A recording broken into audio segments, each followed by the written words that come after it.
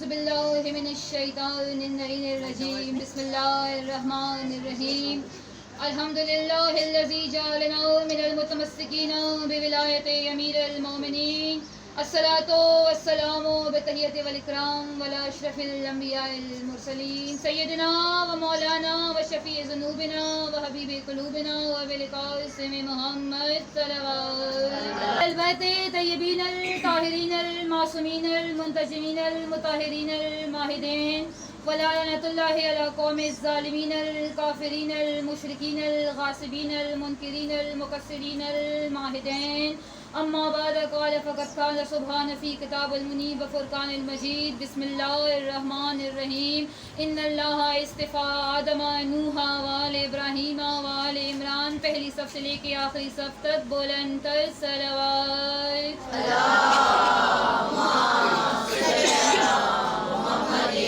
علی محمد دعا ہے رب العزت سے جناب سیدہ سے رحمت للعالمین سے شہنشاہ نجف سے سلطان کربلا سے میرے قائم امام سے ہمارے ذکر کو اپنی بارگاہ درگاہ میں قبول و منظور عطا فرمانا ذکر کے صدقے میں ہمیں آخری سانس تک علی ولی اللہ پر قائم و دائم رکھنا ہماری سب سے دعا پہلی دعا ہمارے ولی العصر امام کا جلد از جلد ظہور عطا فرمانا ہم ان کے نیک اور خاص بندوں میں تو شمار عطا فرمانا امام کا سایہ تمام عاشقان حسین پر سلامت اور قائم و دائم رکھنا بانی مجلس کی توفیقات میں اضافہ عطا فرمانا ان کے دل میں اپنے لیے اپنے شوہر کے لیے اپنے بچوں کے لیے جو حاجات ہیں تمام حاجات کو قبول و منظور عطا فرمانا جو مومنات میرے سامنے بیٹھے ہوئے ہیں ذکر حسین کے صدقے میں تمام کی حاجات کو قبول و منظور عطا فرمانا تمام کی مشکلات کو صدقے جناب سیدہ قبول و منظور عطا فرمانا یا میرے مولا جتنے بھی بے روزگار ہیں تمام کو شہزادہ قاسم کی جوانی کے صدقے میں جناب شہزادہ علی اکبر کے صدقے میں شاندار سے شاندار روزگار نصیب عطا فرمانا جن گودیوں میں اولاد ہے وہ تیری عطا ہے ان کو صراط مستقیم پر قائم رکھنا اور جن میں نہیں ہے ان کو شہزادی سکینہ کا اور شہزادہ کا صدقہ خیر و خیریت سے ماتمی بیٹا بیٹی نصیب عطا فرمانا جن بہنوں کے نصیب آباد ہیں تیرے شکر گزار ہیں جن کے نہیں ہے ان کو صرف علی علی کرنے والا بندہ نصیب عطا فرمانا ہر علی والے کو کنیز زہرا نصیب عطا فرمانا جتنے بھی بیمار ہیں جناب سیدہ کے صدقے میں جناب سید سجاد کے صدقے میں تمام کو شفاء کلی نصیب عطا فرمانا خصوصاً میرے چاچو کو جناب سید سجاد کے صدقے میں جناب سخرا کے صدقے میں شفاء کلی نصیب عطا فرمانا جن بچوں نے امتحانات دیے ہیں امتحان سکینہ کے صدقے میں تمام کو شاندار کامیابیاں نصیب عطا فرمانا یا میرے مولا جن کے قرضے ہیں امام زمانہ کے صدقے میں تمام کے امر جلد از جلد قرضوں کو دور عطا فرمانا جب تک زندہ ہے آخری سانس تک علی علی حسین حسین کرتے رہے قبر کی پہلی رات تمام عاشقان حسین کو بادشاہ علی کا دیدار نصیب عطا فرمانا معصومین کی جتنی زیارات ہے ہمارے گناہگار آنکھوں اور پاؤں کو سخت عطا فرمانا کہ وہاں بار بار جا کے تمام کے روزوں کی ہم دیدار کر سکیں دعا کو قبولیت کا شرف دینے کے لیے درود کا سہارا لے کے بلند تر صلوات کر دیجیے گا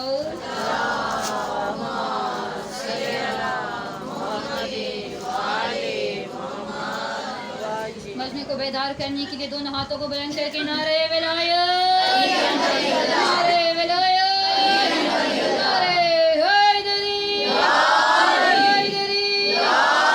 حیدری سدا شاد رہو آباد رہو سلامت اجازت ہے ذکر کا آغاز کیا جائے آپ لوگوں کے سامنے بہت ہی معتبر آیت جناب سورہ آل عمران کی آیت ان اللہ اصطفیٰ و آدم و نوح و آل ابراہیم و آل عمران پڑھنے کا شرف مجھے عطا ہوا ہے 5 محرم کو اس آیت کی آدھی تفسیر میں بیان کر چکی تھی اور میں نے وعدہ کیا تھا کہ انشاءاللہ اگلی بار یہاں پہ نوکری دوں گی تو میں اس کی آدھی تفسیر یہاں پہ بیان کروں جو موجود نہیں تھے مختصراً ان کو میں بتاتی چلوں کہ یہ آیت کس لیے آئی تھی اور کس پر نازل ہوا تھا میں نے آپ لوگوں سے کہا تھا کہ لفظ استفا ان اللہ استفا اس کے لغت میں 52 سے زیادہ معنی ہے اس کا مطلب ہے چن لینا اس کا مطلب ہے پاک کر لینا اس کا مطلب ہے پاکیزہ کرنا اس کا مطلب ہے برگزیدہ کرنا اس کا مطلب ہے خاص کر لینا اس کا مطلب ہے بے عیب کر لینا اللہ تعالیٰ قرآن میں فرماتا ہے ان اللہ استفا آدم ہم نے آدم کو چن لیا ونوح ہم نے نوح کو چن لیا اور میں نے آپ لوگوں سے کہا تھا جو چن لیے جاتے ہیں جو پاک ہو جاتے ہیں وہ دنیاوی کثافتوں سے پاک ہوتے ہیں وہ کوئی غلطی نہیں کرتے وہ نعوذ باللہ کبھی جھوٹ نہیں بولتے یہ بات اپنے ذہن میں یاد رکھنا کیا کہا کبھی جو چن لیے جاتے ہیں وہ جھوٹ نہیں بولتے وہ زندگی میں کبھی کوئی غلطی نہیں کر سکتے میں مختصراً آدم اور جی مختصراً جو نہیں تھے ان کو بتاتی چلوں کہ آدم اور نوح کو چنا گیا تو کیوں چنا گیا. جو موجود تھے انہوں نے میرا ساتھ دینا ہے. میں نے کہا تھا ان اللہ استفا آدم، ہم نے آدم کو چن لیا. میں نے بتا دیا تھا آدم کو کیوں چنا تھا. اس لیے چنا تھا ہدایت کے ہوتے ہیں 4 راستے. پہلا راستہ ہے خلافت کا، دوسرا راستہ ہے رسالت کا، تیسرا راستہ ہے امامت کا، اور چوتھا راستہ ہے ولایت کا. ابھی ان 4 ہدایتوں کے ذریعے اللہ نے اس آیت کو نازل کیا اور اس آیت میں 4 ہدایتوں کو واضح کر دیا. اللہ نے کہا ان اللہ استفا، میں نے آدم کو چن لیا. جب اللہ نے آدم کو بنانے کا ارادہ کر لیا تو آدم کو اللہ نے کہا میں نے آدم کو پہلی خلافت دے دی، دنیا میں میرا پہلا خلیفہ ہوگا. اب جو مجمع میرے ساتھ تھے وہ بولنا ضرور، میں جواب مانگوں گی. اللہ نے آدم کو کیوں چنا تھا؟ اللہ نے آدم کو اس لیے چنا تھا کیونکہ آدم کی 5 انگلیوں میں 5 نور موجود تھے. جانتے ہو وہ 5 نور کون تھے؟ وہ پنجتن پاک تھے. اللہ نے نوح کو کیوں چنا؟ اس لیے چنا تھا کیونکہ نوح نے جو کشتی بنائی تھی اس کشتی میں اللہ نے جو کیل بھیجے تھے ان میں 5 کیل ایسے تھے جو نوح کی کشتی کے بالکل سامنے لگے ہوئے تھے اور انہیں 5 کیل پر پنجتن پاک کا نام لکھا. اللہ نے اس لیے آدم اور نوح کو چنا. اب میں سوال کروں گی، جو بچہ میرے سامنے بیٹھے انہوں نے مجھے جواب دینا. مجھے بہت خوشی ہوئی جب مجھے آج گھر میں آ کے ایک بچے نے کہا آپ نے جو اس دن مجھے ہمیں بتائی تھی وہ آپ نے آدھی چھوڑ دی، کیا آج وہ ہمیں پوری سٹوری سنائیں گے؟ مجھے بے تحاشا خوشی ہوئی کہ بچہ یہاں پہ سنتا ہے. اس نے مجھے کہا مجھے آدھی سٹوری سنائیں گے. میں سوال کروں گی کہ آدم کو چنا گیا، نوح کو چنا گیا، لیکن آگے آیت ہے آل ابراہیم و آل عمران. آدم اور نوح کے آل کو کیوں نہیں چنا گیا؟ اس لیے نہیں چنا گیا. بتاتی جائیں کیوں نہیں چنا گیا؟ آدم کی آل میں ایسا کیا تھا؟ قتل کیا تھا. شاباش، سلامت رہے. آدم کا ایک بیٹا قاتل تھا، نوح کا ایک بیٹا حجت کا منکر تھا. شاباش، نوح کا ایک بیٹا حجت کا منکر، اس لیے ان کی آل مصطفیٰ نہیں بنی. اب آیا ابراہیم پہ. خلافت آئی آدم کے پاس، رسالت آئی نوح کے پاس. پہلے رسول تھے نوح علیہ السلام. اس سے پہلے جتنے بھی آئے تھے وہ نبی تھے، رسول نہیں تھے. پہلے رسول نوح. اب آئی باری امامت کی. امامت آئی ابراہیم کے پاس. اللہ نے ابراہیم کو امام بنا کر بھیجا اور اللہ نے کہا اے ابراہیم میں نے تجھے مصطفیٰ بنایا، میں نے تجھے چن لیا ہے. اب ابراہیم کی خواہش ظاہر ہو گئی. ابراہیم کہتا ہے اے اللہ میرے ساتھ میری اولاد کو بھی چن لے. ایک درود پڑھتے ہیں ذرا آواز بلند.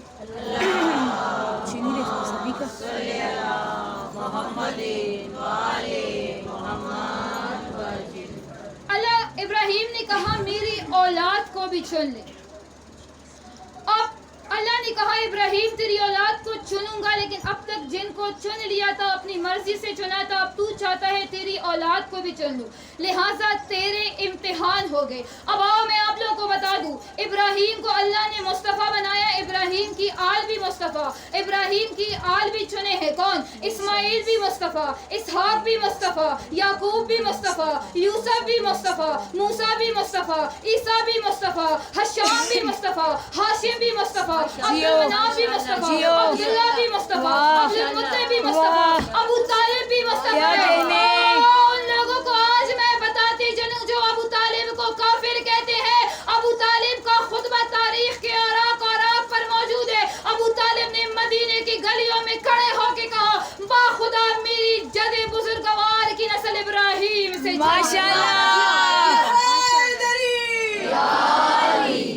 سلامت رہے. میری جد بزرگوار جس نسل سے ہے وہ ابراہیم سے چلتی آ رہی ہے.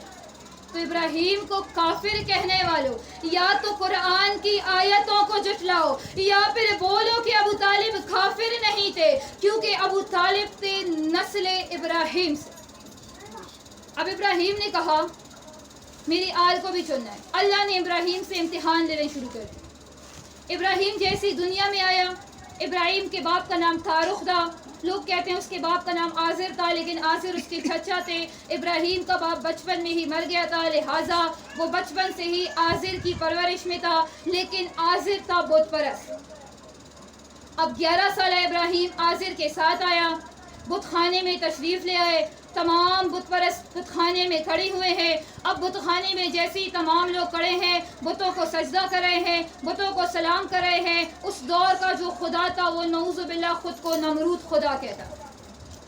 اب نمرود نے ایک خواب دیکھا، اب یہ خواب ذہن میں رکھنا، نمرود نے خواب دیکھا کہ میں خواب دیکھ رہا ہوں کہ میں خدائی کا دعویٰ کر رہا ہوں، اور ایک نوجوان میرے سامنے آ کے کھڑا ہوتا ہے، خوبصورت نوجوان ہے، اور وہ نوجوان مجھے کہتا ہے اے نمرود تو تو خدائی کا دعویٰ کرتا ہے، لیکن ایک وقت ایسا آئے گا کہ تیری قوم میں ایک شخص آئے گا، ایک ایسا شخص آئے گا جو تیری خدائی کے دعوے کو جھٹلا کے تجھے تہس نہس کر دے۔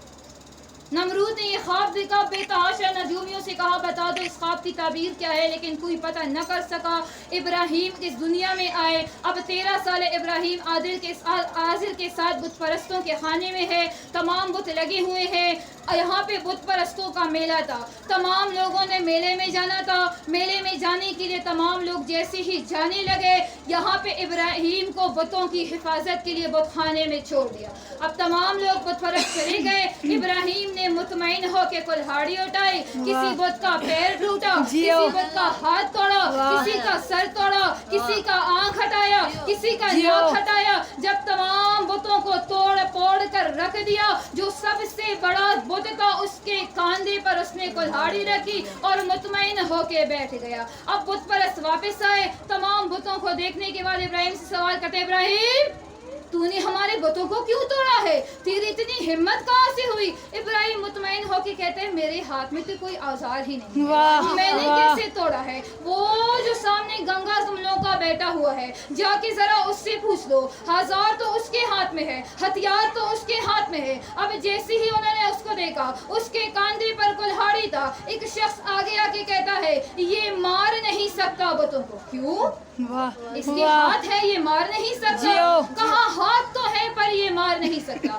اچھا اگر مار نہیں سکتا، ہو سکتا ہے یہ چاہتا ہو میں اس بت خانے میں الگ رہوں، صرف میری حکومت ہو یہاں پہ، لہٰذا یہ چل کے آیا ہو اور اس نے ایک ایک کو لاتے دے دے کر گرایا ہو۔ وہ کہتا ہے اس کے پاؤں تو ہے لیکن یہ چل نہیں سکتا۔ ابراہیم مسکرا کے کہتے ہیں اچھا پھر ذرا اس سے پوچھ لے، اس کی زبان تو ہے نا، یہ دیکھ تو سکتا ہے، اس کی آنکھیں تو ہے نا، اس نے دیکھا ہوگا کہ بتوں کو کس نے توڑا ہے، ذرا اس سے پوچھ لے کہ بتوں کو کس نے توڑا۔ وہ کہتے ہیں اس کی آنکھیں بھی ہے، زبان بھی ہے، کان بھی ہے، ناک بھی ہے، پر نہ یہ سن سکتا ہے، نہ سونگ سکتا ہے، نہ بول سکتا ہے، نہ دیکھ سکتا ہے۔ ابراہیم کہتا ہے اگر یہ کچھ بھی نہیں کر سکتا پھر اس کو مانتے کیسے ہو؟ اب ان کے پاس جواب نہیں تھا، اٹھا کے ابراہیم کو اپنی خدا نمرود کے سامنے رکھ لیا۔ نمرود نے سوال کیا ابراہیم تو نے ایسا کیوں کیا ہے؟ ابراہیم مسکرا کے کہتا ہے میں نے کب کیا ہے؟ تیرے پاس کیا ثبوت ہے؟ نمرود کہتا ہے چل تجھے میں معاف کر دوں گا اگر تو مجھے سجدہ کر لے،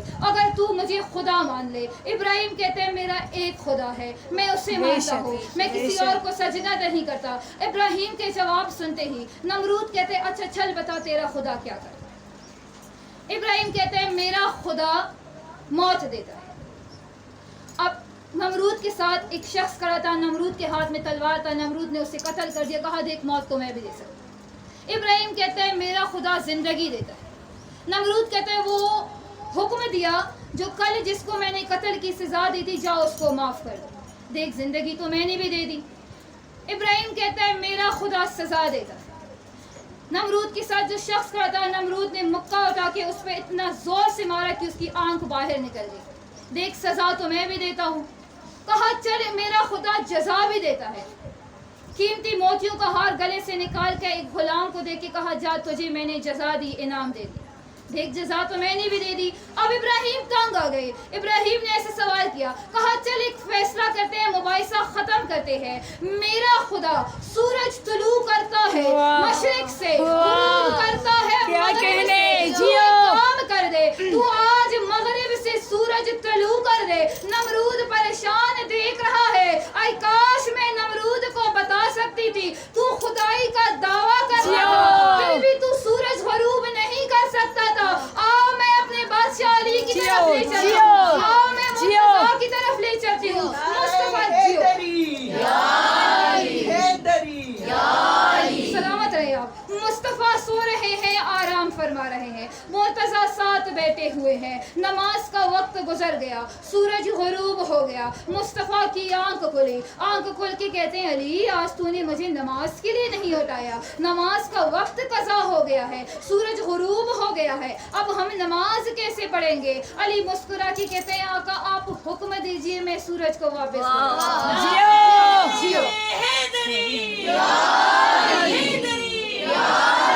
آقا آپ حکم دیجئے میں سورج واپس بلاتا ہوں. مصطفیٰ کہتے ہیں چل کھڑ لے.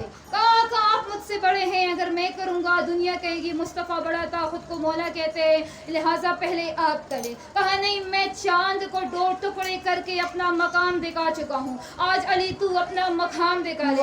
ابھی مورخ نے لکھ دیا ہے تاریخ کی اوراق میں, مرتضیٰ کو جیسے ہی مصطفیٰ کا حکم ملا سورج کو مغرب کی طرف سے ایسے انگلی کا اشارہ کیا. جناب اسما کہتی ہے سورج ایسے بالکل واپس آیا جیسے کسی نے زنجیروں سے کھینچ کے واپس لے کر آئے ہو. سورج غروب ہو طلوع ہو کے مغرب سے واپس آیا. مرتضیٰ مصطفیٰ نے مل کے نماز پڑھ لی. نماز پڑھ کے علی نے سورج کو حکم دیا سورج واپس غروب ہو گیا.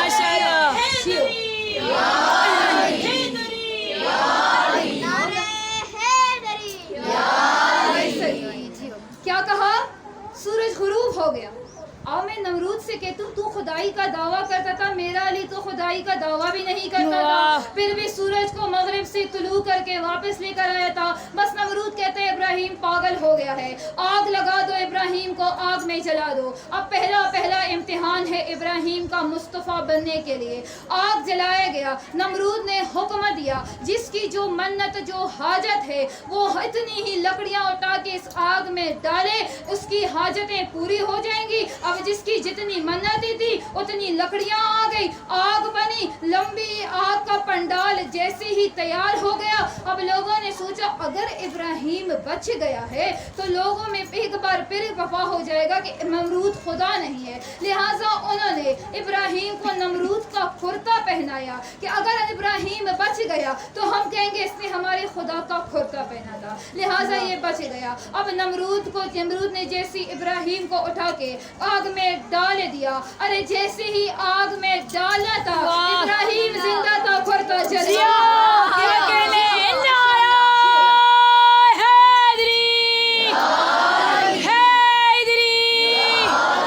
ابراہیم زندہ تھا, کرتا جل گیا ہے. اب یہاں ابراہیم آگ میں آئے, یہاں جبرائیل کو بھیجا ہے اللہ نے, اے اللہ کے نبی مدد چاہیے. اب لفظ سننا اب تک جو چپ تھے وہ بولے ضرور. میں نے کیا کہا؟ یہاں اللہ کے نبی آئے, نبی نے جبرائیل ہے, جبرائیل نے کہا اے اللہ کے نبی مدد چاہیے. ابراہیم مطمئن ہو کے مسکرا کے کہتے ہیں ہاں مدد چاہیے, پر تو مشکل کشا نہیں ہے, مجھے مشکل کشا سے مدد چاہیے. آؤ ڈھونڈتے ہیں مشکل کشا کون ہے. ابراہیم آگ میں آیا, آگ بنی گلزار, گلزار کے اوپر بنا تخت, مسلح پہ بیٹھے ہیں ابراہیم کے ہاتھ میں تسبیح ہے. لوگوں نے دیکھ کے حیران رہ گئے, یہ ماجرا کیا ہے؟ لوگ تو صرف حیران رہ گئے, لیکن نمرود کی آواز آئی, چیخنے لگے, چیخ کے آنکھوں پر ہاتھ رکھا. لوگوں نے پوچھنا شروع کر دیا جو ہم نے دیکھا وہ تم نے دیکھا, تم چیخ کیوں رہے ہو؟ نمرود کہتا ہے کیا دیکھا؟ لوگوں نے پوچھا ہم نے دیکھا آگ بنی گلزار, گلزار پہ بنا تخت پہ بچا مسلح پہ ابراہیم کے ہاتھ میں تسبیح. نمرود کہتا ہے نا میں نے کچھ اور بھی دیکھا. ابراہیم کے پیچھے ایک نوجوان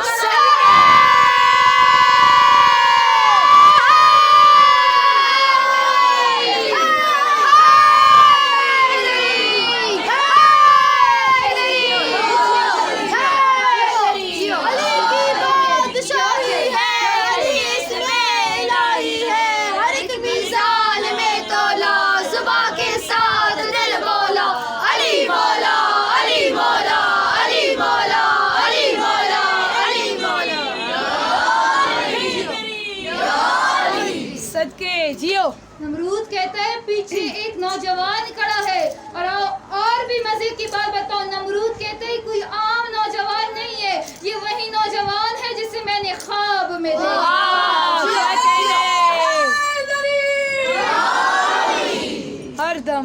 ابراہیم بنے مصطفیٰ پہلے امتحان میں کامیاب. نے کہا تجھ سے امتحان لے لیا، تیری آل سے امتحان رہتا ہے. بچہ جانتا ہے 10 ذی الحج کو قربانی کرتے ہیں، ابراہیم اور اسماعیل کا واقعہ بچہ جانتا ہے. میں صرف مختصراً اس پہ جاتی ہوں اور حقیقتاً بتاتی ہوں کہ اس میں تھا کیا. 3 دن خواب دیکھا مسلسل. بیوی سے بولا اسماعیل کو تیار کر لے. اسماعیل نے کہا بابا آپ مجھے لے چلے، میں بڑا صابر ہوں، میں تیری قربانی کے لیے تیار. اب اسماعیل کو تیار کیا. بیوی سے کہا میں اس کو اپنے دوست سے ملوانے لے کر جا رہا ہوں. وہاں گئے، وہاں اسماعیل کو لٹھایا، چوری رکھی. چوری پھیرنے کے بعد جب آنکھ کھلی اسماعیل ساتھ کھڑے تھے. اسماعیل کی جگہ دمبا ذبح ہوا. اب صدیاں گزر گئی ابراہیم کے بعد. ابراہیم کی آل مصطفیٰ تو بن گئی، چن لیا گیا، کامیاب ہو گیا. لیکن ابراہیم پر نعوذ باللہ ایک تہمہ لگا، ایک داغ لگا. کیا داغ لگا؟ منکرین نے کہا تم لوگ کہتے ہو جو چنے گئے ہوتے ہیں وہ جھوٹ نہیں بولتے. ابراہیم نے جھوٹ بولا یہاں پہ کہ میں اپنے دوست سے ملوانے لے کر جا رہا ہوں، اور وہاں گئے ہیں اللہ کی راہ میں قربانی دینے. وقت گزر گیا، ہر نبی آیا، خلیفہ آئے، خلافت کا دور آیا، نبیوں کا دور آیا. ہر ایک نے کوشش کی کہ ہم ابراہیم سے یہ نعوذ باللہ داغ ہٹانے کی کوشش کریں کہ یہاں پہ ابراہیم نے جھوٹ نہیں بولا تھا. لیکن ہزار کوششوں کے باوجود کسی کے پاس اس سوال کا جواب نہیں تھا کہ وہ یہ بتاتے کہ ابراہیم نے جھوٹ نہیں بولا تھا. اب آئے ہیں بادشاہ علی کا دور، اور چلتے ہیں مسجد نبوی میں. میرے اور آپ کے بادشاہ علی بیٹھے ہیں منبر پہ خطبہ دے رہے ہیں. جیسی ابراہیم کی فضیلت بیان کرنے کا وقت آیا، ابراہیم کی فضیلت بادشاہ علی سنا رہے ہیں. یہاں ایک بندہ اٹھ کے کہتا ہے اے علی تو اپنی جد کی فضیلت بیان کر رہا ہے، تو کہتا ہے وہ چنا ہوا ہے، وہ مصطفیٰ ہے، وہ استفا ہے، وہ بے عیب ہے، وہ پاکیزہ ہے. لیکن ساتھ میں تو یہ بھی کہہ رہا ہے کہ جو چنے ہوئے ہوتے ہیں وہ غلطی نہیں کرتے، وہ جھوٹ نہیں بولتے. ابراہیم تو جھوٹ بول کے گھر سے نکلا تھا. علی والے چہرے پہ اللہ کا جلال آیا. جلال آ کے کہتا ہے چل بتا دے ابراہیم نے کیا جھوٹ بولا تھا. وہ شخص کہتا ہے ابراہیم نے اپنی بیوی سے کہہ دیا تھا کہ اے میری بیوی اسماعیل کو تیار کر دے، میں اپنے دوست سے ملوانے نہیں چلتا ہوں. مسکرا کے علی کہتے ہیں چل پہلے تو مجھے اس سوال کا جواب دے. بچہ جانتا ہے کہ ابراہیم کو کیا لقب ملا تھا. کیا لقب ملا تھا؟ خلیل اللہ کا لقب ملا تھا ابراہیم کو. علی سوال کرتے ہیں اس بندے سے مجھے اتنا بتا دے خلیل کا مطلب کیا ہے، خلیل کا مطلب کیا ہے، خلیل کے معنی کیا ہے. وہ شخص کہتے ہیں خلیل تو عربی میں دوست کو کہتے ہیں. اچھا دوست کو کہتے ہیں تو ابراہیم کو لقب کیا ملا؟ خلیل اللہ. مطلب کیا ہوا؟ اللہ کا دوست. کو بیٹے لے کر کہاں جا رہا تھا؟ اللہ ابراہیم لے کر گیا تھا. کیا جھوٹ بولا؟ صحیح تو بولا تھا کہ دوست سے ملوانے لے کر جا رہا ہوں. اللہ ہے ابراہیم کے دوست، ابراہیم ہے خلیل اللہ. وہ اپنے دوست اسماعیل کو ملوانے ہی تو لے کر گیا. یہ ہے ابراہیم اور اس کی آل. امامت آ گئی ابراہیم کے پاس، رہ گئی ولایت. رسالت ہو، امامت ہو، ولایت ہو، طہارت ہو، عصمت ہو، دنیا کا ہر شے جس آنگن میں پلا ہے اس آنگن کو ابو طالب کہتے ہیں. بے شک لوگوں نے بہت کوشش کی کہ اس آیت میں عمران کے نام کو تبدیل کر دیا جائے، ابو طالب کے نام سے مشہور کر دیا. نام تھا ان کا عمران، طالب ان کا بیٹا تھا، لہذا ان کو ابو طالب کہا جاتا تھا. کوشش کی کہ یہاں پہ کہیں پہ مریم کے باپ کو شامل کیا جائے، کہیں پہ کوشش کیا عیسیٰ کے باپ کو شامل کیا جائے. لیکن چونکہ اللہ نے کہا عمران اور آل عمران، تو آل عمران کا جیسے ہی نام آیا ذہن میں ایک ہی آنگن آتا ہے، وہ ہے ابو طالب کا آنگن. اب آدم نوح چنے ہیں ان کی آل نہیں. ابراہیم چنا گیا ہے، اس کا ایک بیٹا چنا گیا اسماعیل، اسی کی نسل چنی گئی مصطفیٰ میں. اب آئیے آتے ہیں عمران کی آنگن میں. عمران کی آنگن میں جیسے آئے، مجھے آئیے دکھائیے وہ کردار کون سا ایسا بیٹا ہے جس میں کردار کی قسم کہو تو شک آتی ہے؟ ابو طالب کے ہر بیٹے میں شک کی گنجائش ہی نہیں ہے. چاہے تو محمد کے عظمت کی قسم کھائے, چاہے تو علی کے جلال کی قسم کھائے, چاہے تو حسن کے حسن کی قسم کھائے, چاہے تو حسین کی کریمی کی قسم کھائے, چاہے تو سجاد کے سجدے کی قسم کھائے, چاہے تو باقر کے علم کی قسم کھائے, چاہے تو جعفر کی صداقت کی قسم کھائے, چاہے تو موسیٰ کی عظمت کی قسم کھائے, چاہے تو رضا کی رضا کی قسم کھائے, چاہے تو نکی کے تقوی کی قسم کھائے, چاہے تو نکی کے نفاست کی قسم کھائے, چاہے تو عسکری کے ہیبت کی قسم کھائے, اور چاہے تو 12ویں کی غیبت کی قسم کھائے. نا نا نا نا نا, چاہے تو عباس کے علم کی قسم کھائے, چاہے تو جیو جیو جیو جیو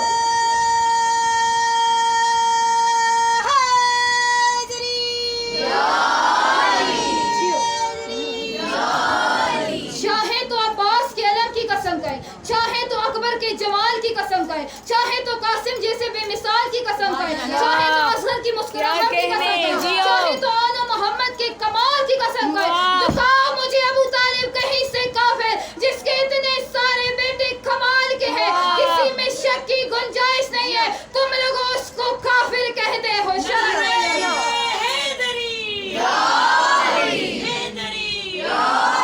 جیو سلامت رہے. آؤ ابو طالب کا اعتبار دیکھو کہ اللہ پہ کتنا اعتبار تھا. محمد آئے, دنیا میں ظہور کیا, باپ پہلے سے نہیں تھا, کچھ مدت چچا نے پالا, کچھ مدت دادا نے پالا, پھر ماں کے پاس رہا, لیکن زندگی کا زیادہ وقت گزارا تو اپنے چچا ابو طالب کا. محمد کا دور گزرا, ابو طالب مطمئن ہے, محمد کی نبوت اور رسالت کے لیے بہت کچھ کیا. میں بتاتی ہوں کیا کیا. وقت گزرا, 13 رجب آیا, علی کی ماں کو حکم ہوا, خانہ کعبہ کی دیوار شک ہوئی, علی کی ماں اندر چلی. 3 دن 3 راتیں علی کی ماں باہر نہ آئی. ابو طالب مطمئن, ابو طالب پرسکون. جس کی بیوی ہے وہ مطمئن ہے, مکے کے لوگ بے چین, چاہے وہ مرد ہے چاہے وہ مستور ہے. ہر بندہ کہتا ہے یہ 3 دن 3 راتیں اندر کر کیا رہی, اندر ہو کیا رہا, اللہ نے بلایا کیوں ہے, دیوار شک کیوں ہوئی ہے. جب چموگیاں چڑھتی گئی بڑھتی گئی, مل ملا کے سارے ابو طالب کے دروازے پہ گئے. دروازے پہ دستک دی, دستک دے کے ابو طالب باہر آئے. ہاں مکی والے کیا ہوا, اے متولی کعبہ ہمیں اتنا بتا, تیری بیوی 3 دن 3 راتیں کعبے کے اندر ہے, تجھے کوئی پریشانی نہیں ہے, یہ اندر ہے, ہو کیا رہا ہے. بند کر کے ابو طالب نے دروازہ بند کیا اور کہتا ہے مجھ سے کیا پوچھتے ہو, یا بلانے والے سے پوچھو یا جانے والے سے پوچھ, یا بلانے والے سے پوچھ. لیکن مکے کے لوگوں کو چین نہ آیا, مل ملا کے ایک میٹنگ کی. میٹنگ کے بعد انہوں نے طے کیا کہ کچھ سردار جائیں گے خانہ کعبہ کے دروازے پہ. اب دروازے پہ آئے, دروازے پہ خانہ کعبہ کے دستک دی. اندر سے علی کی ماں علی کو گود میں لے کے بیٹھی ہوئی تھی. جبرائیل نے اللہ کی طرف سے وحی لے کر آیا. ملی کی ماں کو اللہ نے حکم دیا, اور تو میرا گھر کا دروازہ کھول لے, اور تو میرے گھر کا دروازہ کھول لے, اور تو میرے گھر کا دروازہ کھول لے. بی بی کہتی ہے بلایا دیوار سے تھا, باہر دروازے سے. آج پہلی مرتبہ مکے والوں نے میرے گھر کے دروازے پر دستک دی ہے, اور دروازہ کھول لے, ان کو علی دکھا دے اور بتا دے جب بھی علی کے ججلی کے دروازے پر دستک دو گے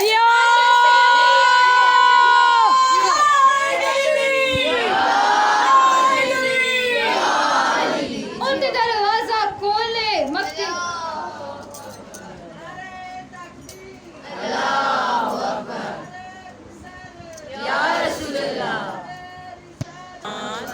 اٹھ دروازہ کھول لے, دنیا کو بتا دے جب بھی اللہ کے دروازے پر دستک دو گے اندر سے علی آئے گا, جلی نہیں آئے گا.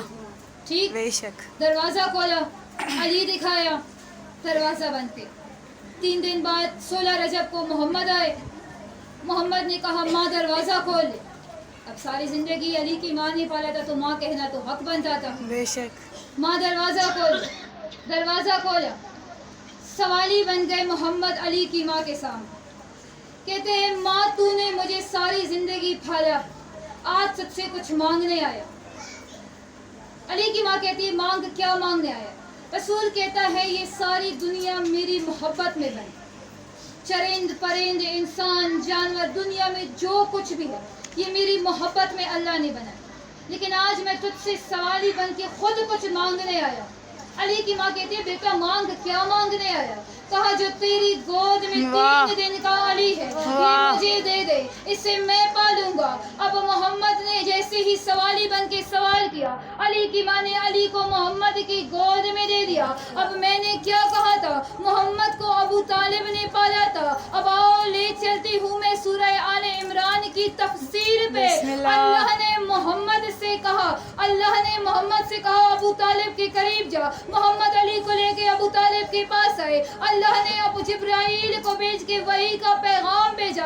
اللہ ابو طالب سے کہتے ہیں تو نے مجھ پر احسان کیا تھا، اب میں تجھے اس کا اجر دوں گا۔ میں نے مالک کیا احسان کیا؟ کہا محمد میرا نبی تھا، پالا تیرے گھر میں ہے، علی تیرا ہے، آیا میرے گھر میں ہے۔ محمد میرا نبی تھا، نام تو نے رکھا تھا، تیرے علی کا نام میں خود اللہ رکھوں گا۔ محمد کا نکاح تو نے فرش پہ پڑھایا، تیرے علی کا نکاح میں خود عرش پہ پڑھایا۔ اور آخری جملہ اللہ نے کہہ کے احسان کا اجر ادا کر دیا۔ کہا تو نے رسالت کا اعلان چند لوگوں کو اپنے گھر میں بٹھا کر مجھ پر احسان کیا تھا، 1.25 لاکھ کے مجمع میں تیری علی کا ولایت کا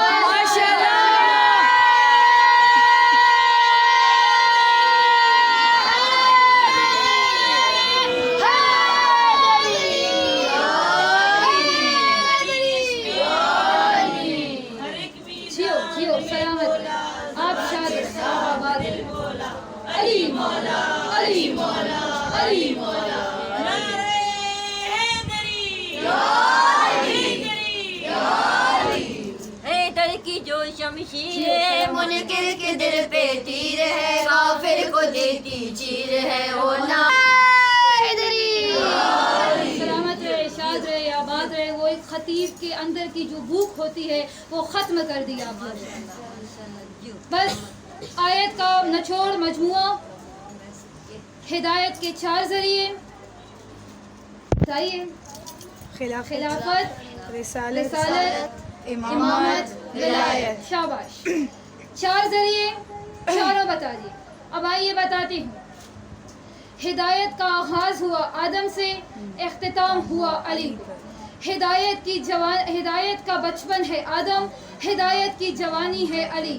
ہدایت شروع ہوا آدم سے، ہدایت شباب کو پہنچا علی سے۔ اور مختصر کر دوں، خطابت کے انداز میں بولوں، خطابت کا آغاز جس سے ہوا تھا وہ ابن تراب تھا، جس پہ ختم ہوا اسے ابو تراب، ماشاءاللہ، جس پہ ختم ہوا اسے ابو تراب کہا جا۔ شاد رہو، آباد رہو، سلامت رہو، خوش رہو، یہاں سے اٹھنے نہ پاؤ کہ زواری حسین نصیب ہو۔ الہی آمین۔ بس 7 محرم آج وہ دن ہے کہ آل محمد پر کھانی بند کر دیا۔ ماتم کے لیے جملہ کافی ہے کہ جس کے ماں کی حق مہر میں پانی رکھا گیا اس کی بیٹیاں پانی کو ترس رہی۔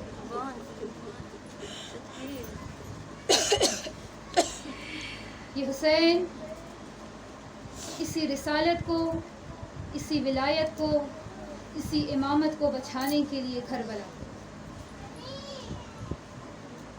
لوگ ہم سے سوال کرتے ہیں ہم حسین کی مجلس میں کیوں آئے؟ 1400 سال گزر گئے، ہم آج بھی رو رہے ہیں۔ 1400 سال گزر گئے، ہم آج بھی خود کو پیٹ رہے ہیں۔ لوگ کہتے ہیں قرآن خوانی کرو، قرآن ختم کرو، حسین کو ہدیہ کرو۔ چاہے لوگ جو نیزے پہ چڑھ کے خود قرآن پڑھے مر کے، اسے کیا قرآن پڑھنا ہدیہ کرنا؟ ابراہیم پہ جب آگ गुजार हुई थी ना, एक परिंदा आया और उस परिंदे ने पानी का खतरा डालने की कोशिश की कि इब्राहिम का आग गुलजार बुझ। परिंदे ने उसे कहा, तू ये क्यों कर रहा, तेरे एक कतरे से इतनी सारी आग कैसे बुझी?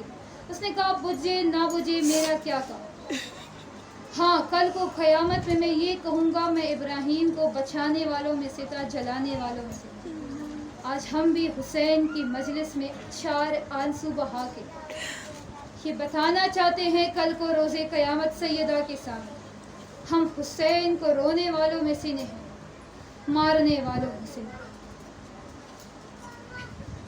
आज हसन का यतीम पढ़ना है।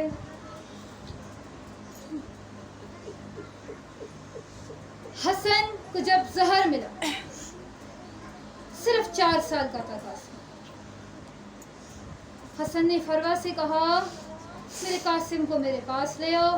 जनाब फरवा कासिम को पास लाई और हसन ने कासिम को सीने पे लिटाया।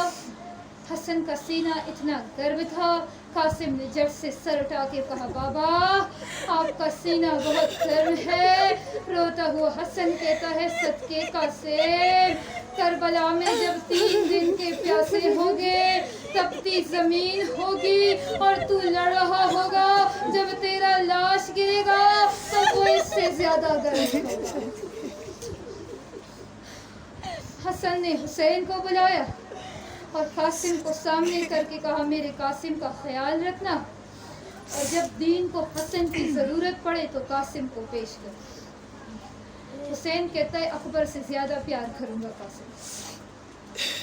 हसन ने कासिम के कांधे पे तावीज़ बांधा और उम्मे फरवा से कहा, जब दीन को ज़रूरत पड़े लहुए हसन की और हुसैन इजाज़त न दे तो ये तावीज़ हुसैन को दिखा दे। 10वीं मुहर्रम की रात आई, माँ ने कासिम को तैयार किया। और कमीनों, तुम लोग कहते हो कासिम की मेहंदी क्यों करते हो?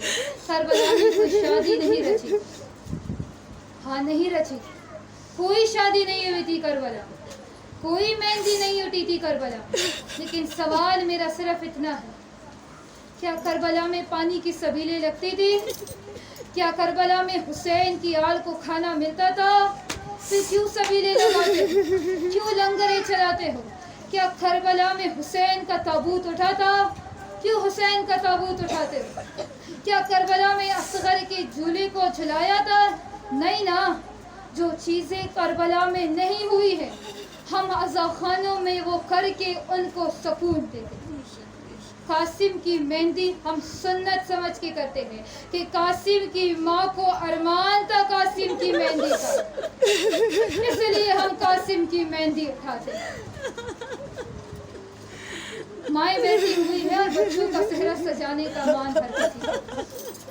कभी बच्चा छोटा होता है, माँ कहती है मैं बेटे का सेहरा सजाऊंगी, मैं बेटी की शादी में ये भी करूंगी, मैं वो भी करूंगी, मैं इसको भी बुलाऊंगी, मैं इसको भी उठाऊंगी। हर माँ की ख्वाहिश होती है और उस खसूसन उस माँओं की ज़्यादा ख्वाहिश होती है जो बेवा हो। तो कहते हैं हमने बापन की भी पाला, मावन की भी पाला, बेटा ही मेरा सहारा है, बस इसका सेहरा देख लो, इतनी जिंदगी दे दी। कासिम की माँ भी सारी जिंदगी हसन के बाद यही दुआ करती रही, अल्लाह मुझे इतनी जिंदगी देना, मैं कासिम का सेहरा सजा लूं, मैं कासिम की मेहंदी सजाऊं, मैं कासिम की दुल्हन ले आऊं। 19 मरतबा कासिम हुसैन के पास गया। मैं कहती हूँ पत्थर है वो आंख जो कासिम की मसाइब में आंसू न 19 मरतबा कासिम गए। 13 साल कासिम, मुश्किल जिसकी रखाबों तक पाँव भी नहीं पहुंचता। 19 मरतबा हुसैन के पास गए, हुसैन ने जंग की इजाजत न दी। थका हुआ माँ के पास आया, रोके कहते माँ हर कोई चचा पे कुर्बान हो रहा है, मेरे बाबा ने मुझे कहा था दीन पे मुश्किल आए तो हसन बन के कुर्बान हो जाना, माँ हुसैन तो इजाजत नहीं दे रही। अरे माँ ने गले से लगाया, उंगली से पकड़ के हुसैन के पास आई। सबर देखना कासिम की माँ का, लोग क्या क्या मनवाते हैं। हसन की बेवा कासिम की माँ हुसैन से इजाजत ले रही है मरने की अपने बेटे की। हाय मेवारी,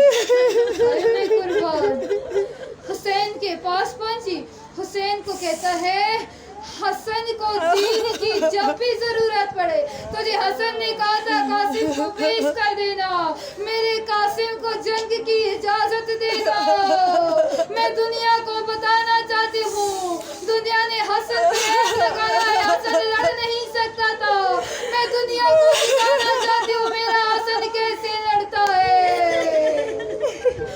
بھائی صدقے حسین نے قاسم کو تیار کیا عباس نے قاسم کو گھوڑے پہ بٹھایا اب عباس نے کہا قاسم تو چھوٹا ہے نا تو پہلی مرتبہ جنگ پہ جا رہا ہے نا میں اوپر چھٹان پہ چڑھتا ہوں جیسے جیسے میں کہوں ویسے ویسے تو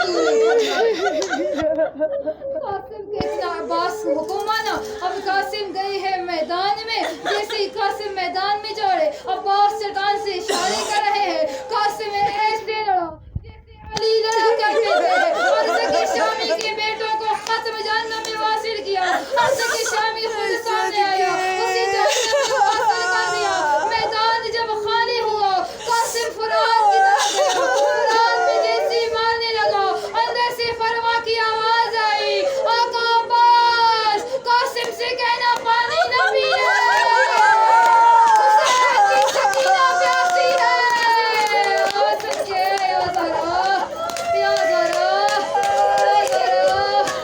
حسن کے پانی نہ پینا حسین کی سکینہ پیاسی ہے عباس نے قاسم کو لڑنے کے اصول بتائے قاسم لڑتا جا رہا ہے کب تک لڑتا بچہ تھا نا تھکا ہوا تھا جیسے ہی قاسم گرا قاسم نے آواز لگائی چچا آنے والی حسد کے چچا میں گرا یا عباس ٹیلے سے بھاگے یا حسین پہنچے اب چھوڑ تک تو معاف کر دینا جب تک حسین لاش تک پہنچتا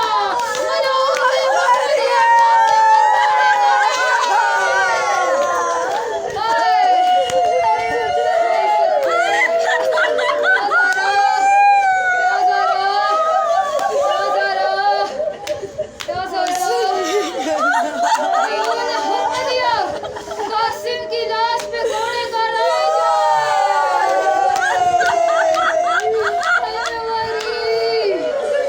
یہاں حسین پہنچا حسین نے ہوا بچھائی قاسم کو آواز نہیں آئی قاسم کی آواز میں نے جو سنا ہے وہ میں سنا نہیں سکتی یا میں مر جاؤں گی یا کوئی مر جائے گا میں بس اشاروں میں گزر رہی ہوں مجھے موت آئے اگر میں وہ جملے یہاں کر ہر سکتے ماں قاسم نے آواز دے دی حسین تک کے کہتا ہے اور کا لہو لگا ہے ابھی کرتے پہ محمد کا لہو سر بھی لگا ہے جان کا لہو ماتھے بھی لگا ہے قاسم تیرا چچا بہت تھک چکا ہے قاسم آواز دے دے گا تاکہ لاشا پائے قاسم کی آواز میں امام کہتا ہے قاسم حکم دے کے کہتا ہوں خدا تو چھوڑ کے معاف کر دینا قاسم کے ہر ٹکڑے سے آواز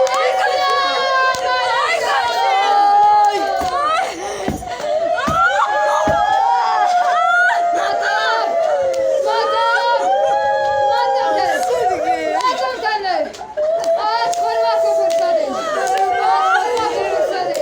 اور یتیم کو اور میں اس کی یتیمی پہ سکتی ہے حسین نے ہوا میں ٹکڑے اٹھائے ٹکڑے لے کے خیمے میں گیا فروا دیکھ رہی ہے میرے قاسم کا لاشا میرے قاسم کا لاشا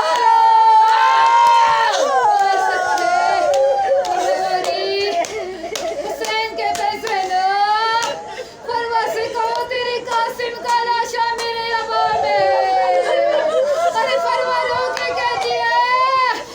کے کہتی ہے میں آقا زادی عالیہ حسین سے کہو 2 منٹ باہر جاؤ مجھے قاسم پہ رو